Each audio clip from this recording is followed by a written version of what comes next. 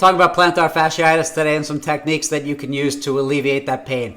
Plantar fasciitis is a small little micro tearing or an inflammation of the plantar fascia on the bottom of the foot that can be quite debilitating, make it difficult to walk, and often it is worse when you wake up in the morning and you first get out of bed. So these techniques should be able to help. The first thing we'll do is we'll stretch the calf of the affected foot. The affected foot goes as the back foot, and that foot faces forward. Hands go on the wall, and you'll bend and straighten the knee a couple times. When the knee bends, you're getting a stretch in the Achilles tendon, and when the knee straightens, you're getting a stretch more into the calf muscle. Next, we're going to continue with stretching the calf muscle through downward facing dog pose. Again, the left leg is the affected leg. I'm going to split my Achilles tendon with the big toe and the second toe of my right foot.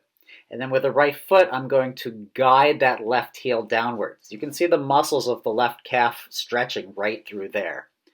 Work to get that left heel down and keep accentuating the stretch to get the gastroc and the soleus and everything else in the back of the calf to open. Thirdly, we're going to stretch the toes and the bottom of the feet. That gets directly into the plantar fascia. If you can sit on your heels the exact way that I am with the toes tucked under, great. But if not, because the sensation's too intense, just have two blocks in front of you. And the more forward that the blocks are, the more you're able to control and dissipate the weight so it's not directly on the toes and on the foot. As the blocks move back, as they're close to your hips, or if you're not using them at all, the stretch becomes more intense and much stronger. Hold this for somewhere between 15 and 30 seconds and try to work your way up to 1 minute. Now that we've stretched the calf and plantar fascia, we're going to strengthen the calf and plantar fascia. We're going to do that with heel raises at the wall. I generally like to face the wall when I do these, but I'm going to turn to the side just so you can see the action of my calf. Now we're only focusing on the left calf here. When I lift that left heel up, you can see here that the heel falls out to the side. The foot supinates.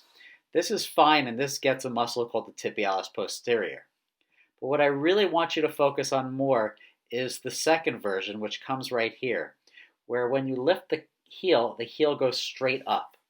You actually need to drive the big toe mound down to lift that heel up without letting the heel fall out to the side. Do probably about 10 of each of these per set that you do, and do it twice a day. Next, we're going to strengthen the glutes through an exercise that we call donkey kicks. Anytime that there's plantar fasciitis, the glutes are often involved and they often are exhibiting a form of weakness. Wrists are directly underneath shoulders, knees are directly under hips, and you're just going to do repetitions of lifting and bending the legs several times while trying to maintain low back stability. The low back can move a little bit, but don't let it move too much. After you've done several sets of those, you're going to hold the leg in the air at its end range of motion just to stabilize and strengthen the glute max in this position.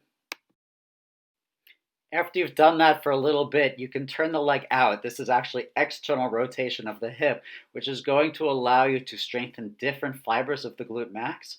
And you'll hold this for 10, 15, or 20 seconds, as long as you can, to strengthen different aspects of the glute. I often like to finish with a couple more repetitions, but you can do whatever you want and whatever feels right. I just wanted to show this to you again one more time so you can see what it looks like. With all the yoga and the stretching and strengthening that we're doing, there's nothing that replaces soft tissue release for the plantar fascia. I personally like a golf ball because I like a stronger sensation, but you can use a lacrosse ball as well if you want, if the golf ball is too much. Place the ball on the floor, place your foot on top of it, and begin to roll around the plantar fascia. When you find a place that's extra sensitive, stay there for a little bit and allow the golf ball to massage that area. You can also do this while sitting at a chair. For those of us that spend hours a day at the desk, this is a way to work on the plantar fasciitis without needing to get up and stretch and strengthen and be away from our work. You have to find the right pressurization, either leaning forward on the chair a little bit or stepping down a little bit. But whatever it is, this is one way that you can work on the plantar fasciitis throughout your day without needing to set aside very specific time to do so. Next is truly one of my favorites, and that's the use of a massage gun to help release the plantar fascia and the calf. My favorite gun is the Hypervolt, which runs for around $350. But this right here is from a company called Opove, and it's $200 with the exact same level of strength and stamina as the Hypervolt. So you can get that off Amazon. Massage the foot, massage the calf, go for it all. It's all going to help make you feel so much better. So I hope that helps you guys. Put it all together. Do it as a sequence. Do it one by one. Do it one at a time. Either way, that should help you with that plantar fasciitis. See ya.